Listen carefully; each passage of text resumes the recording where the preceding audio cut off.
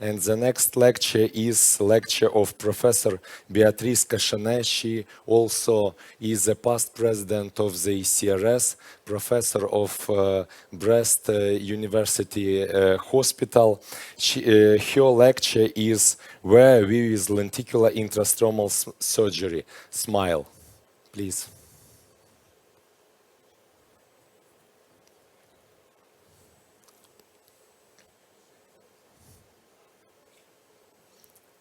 Okay. We have 2 minutes pause. Dear Volodymyr, thank you again for your canalization. Actually, SMILE is a concept developed by Zeiss, available on the Visium. It has been a true pleasure for me, which is based on the set reviews is ESCRS joints and thickness and design. My topic will be on intrastromal lenticular extraction, the so-called SMILE, after to give you an update on this procedure of a new chapter and removed through a small refractive surgery. Actually, SMILE is a concept developed by Zeiss, available on the Visium platform, which is based on the cut of a refractive lenticule, variable thickness and design, depending on the ametropia to be corrected. The lenticule is clipped then after and detached from the anterior and posterior stromal planes and removed through a small 3 mm incision. You see on the video the first step done under the femtosecond laser, cutting the 2 planes, and then after the patient is moved under the microscope for the dissection of first the incision and then the delamination of the 2 different planes, the upper one and then the bottom one. We can assume that this procedure is well established that day with 14 years follow-up, more than 3 million procedures performed. He received the approval, the CE and then the FDA in 2016, and you can find more than 800 publications. However, that did still one single platform available until 2021. You see here on the video that when the learning curve is well managed in high-skilled hands, it's quite easy to remove this lenticule at this dissection step.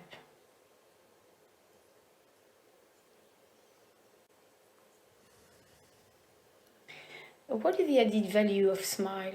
First, it's one laser, less biomechanical impact theoretically versus LASIK because we are doing a deeper cut with respect of the anterior stroma that should act as a resistance belt, and it's more forgiving for decentration with a larger effective optical zone.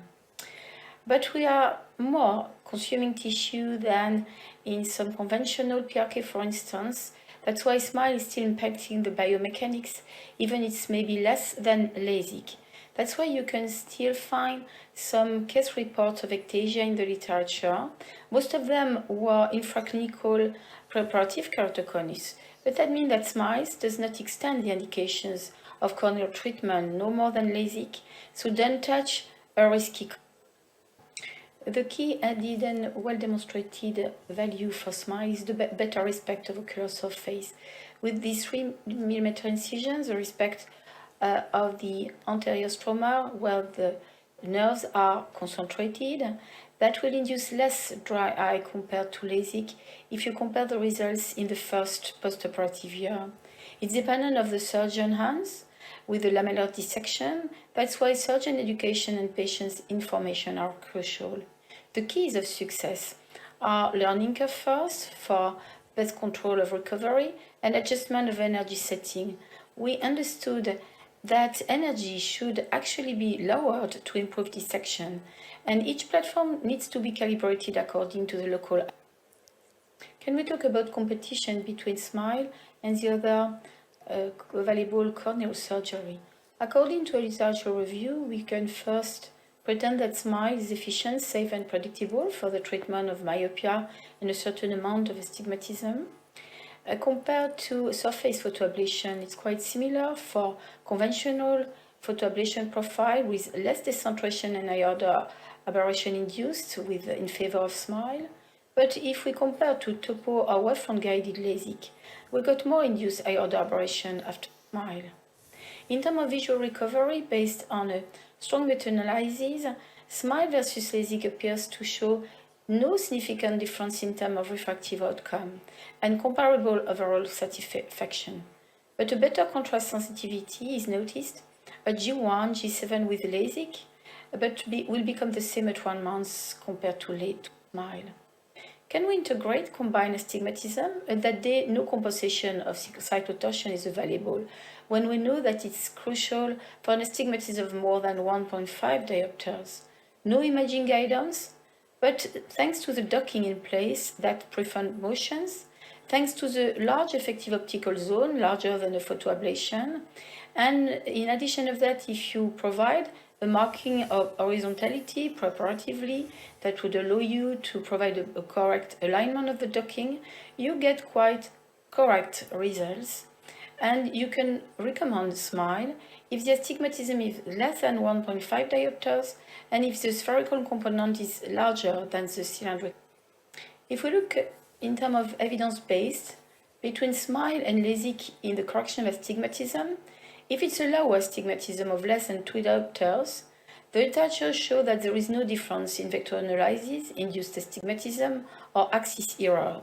That's different in high astigmatism from 2 to 4 diopters, where the results are in favor of LASIK, and certainly based on the causes that are the better alignment, cyclotorsion compensations, and if there is one key limit to emphasize with SMILE, it's certainly the enhancement procedure. Most of the surgeons will go for a PRK that is recommended to be topo-guided and systematically combined with mitomycin because of the significant amount of haze. But you can discuss with the conversion in LASIK called the circle that extends the previous SMILE interface into a large flap with a flap thickness depending on initial cap. Or LASIK after LASIK is a second cut with a flap that will be below 120 microns. And more challenging, the subcap lenticule extraction as a secondary SMILE anterior to the primary cut. It's much more challenging, that's why you may observe in that strategy more inflammatory in apoptotic cells. But I mean, as a LASIK after SMILE, same level of fibronectin, no haze, and the maintain of flapless strategy, even if again it's much more challenging than a PRK. What about SMILE complications? First, you got in common with any lamellar surgery like LASIK, epithelial defect around the incision, commonly no visual effect that can be solved in 2 days, and it's related to the improper manipulation of the incision, epithelial ingrowth, general epithelial seeding, easy to rinse the incision, DLK, really exceptional, hazy interface, acute dryness, infection, interface fluid. Looking at the nice meta-analysis conducted in 2013, that means it's the very early beginning of the story of SMILE, the reported global rate was 8.6%, comparable to. But there are more specific complications for LASIK, which are mostly depending on the learning curve. Cutting abnormalities like black spot, opaque bubble layer, corresponding to an area of no cut, suction ring, decentration, really rare because of the large functional optical zone and the docking in place. To prevent all these complications, the patient's preparation to surgery is crucial with a good interface management, especially using a wet sponge, for instance, before the docking.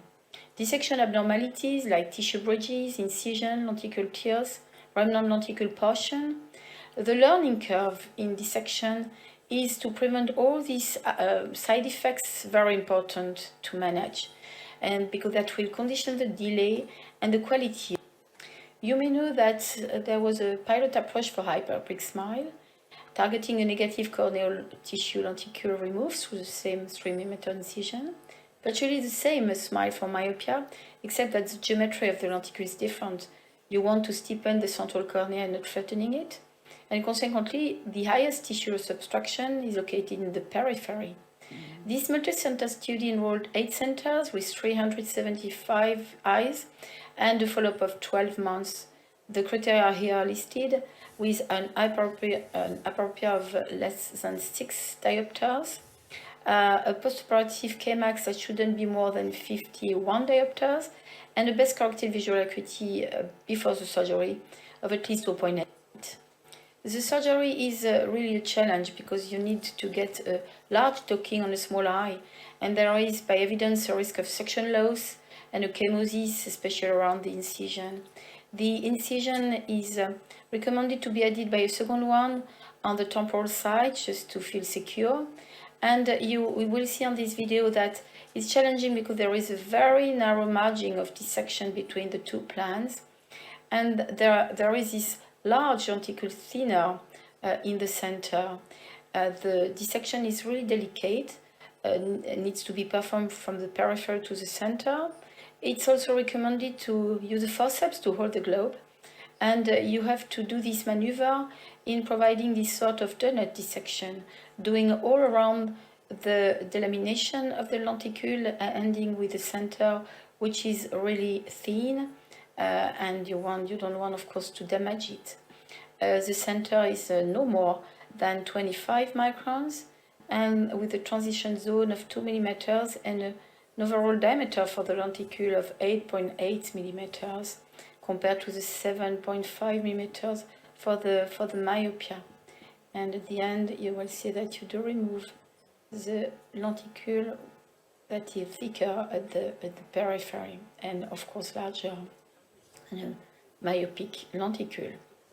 So the challenge of this hyperopic smile is quite obvious and has been learned from hyperopic LASIK, when we know that it's more challenging, having the need to do big things on small eye with a huge risk of spatial regression. So the centering is crucial, the optical zone must be large. What about the long-term stability, a greater volume of tissue removed compared to myopia, and the correction for hyperopic astigmatism still challenging. But at that stage, we can assume with this preliminary intermediate analysis that the first postoperative results are very positive, with more challenging learning curve than myopia treatment for sure. The astigmatism correction is really promising in terms of outcome, despite the no cyclotorsion compensation. The patients subjectively are happy with no halo and glare, and the multi-center study results will be presented in near future. And in my hands, I would say that the key advantage on LASIK is a better quality of vision, much more forgiving to decentration, faster recovery. And one incision versus one flap means you don't have to manage bleeding or management of interface. It's much easier. The study outcome will be available through certainly a publication in spring 2022, and this option anyway is available on the next platform, because we know that the last advance with the ZIDE platform is coming soon, with a totally new design, two ergonomic arms, fast delivery, cyclotorsion adjustable centration, hyperopia model as we mentioned already, and the first installation are in progress. But there are also the arrival of two new platforms that we were very much looking for. The Schwind Atos, called the Smart Sight, providing a compensation of cyclotorsion with a possible centration on visual axis. We are already looking for the first results. And the Zimmer Clear, providing a lenticle extraction redefined, also offering a compensation of cyclotortion, OCT guided stromal cut, centration on pupil or vertex, two opposite incisions for each plan, and a docking with put cable. The perspective with MILE is certainly the lenticle implantation called SLAC for small lenticule addition keratoplasty. The first case report was based on a patient having a myopic smile on one eye, and the surgeon used this lenticule to treat the second eye hyperopic. We understood that thickness and profile to be refined. That was at that time an autologous implantations, but we understood that nerves could be regenerated and keratocytes could return to normal. The storage was a fresh and then a cryopreserved lenticule. And since that time, many research teams are trying to find a way to deal with customized lenticule. Lenticule that could offer a modulation of sphericity to treat presbyopia, and there is a PERS study. The restoration of volume, thickness or curvature to treat ectasia, aphakia or thin cornea. The feasibility has been demonstrated, the predictability needs to be refined. We also need to improve the biotolerance, maybe in working with decellularization, maybe mitomycin or any other process, but we are on the way. So in conclusion, lenticular surgery got a promising future with nice perspective for femtosecond laser. The future for SMILE depends on the new platform available. We are very much looking for the outcome provided by each of them. Cyclotorsion compensations, topo-guided up to sphericity modulation, access to all ametropia, and implantation of a lenticule. We have this proven feasibility, and we need to refine the nomograms, the profiles, the implantation depths, and even the preparation of the lenticule. But through all this review, I get that I was able to demonstrate to you that with SMILE at that stage, thanks to a good learning curve, you can pretend to smile with SMILE. Thank you very much for your attention. Thank you very much, dear Professor Beatrice Kошенер.